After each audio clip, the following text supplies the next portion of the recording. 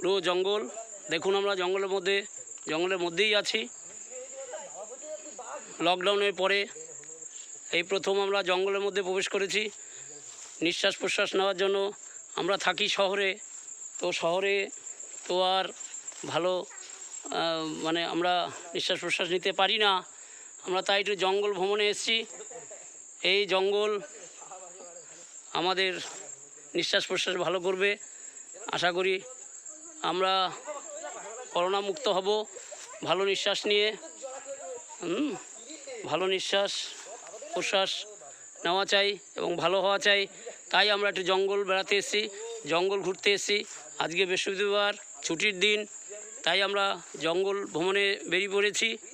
বিভিন্ন জায়গায় যেখানে আছি আমরা বিভিন্ন জায়গায় জঙ্গল, চারিদিকেই জঙ্গল। যেদিকে তাকাই দু চোখ যেদিকে যাচ্ছে সেদিকেই জঙ্গল, শুধু সবুজ সবুজ খেতে ভরা।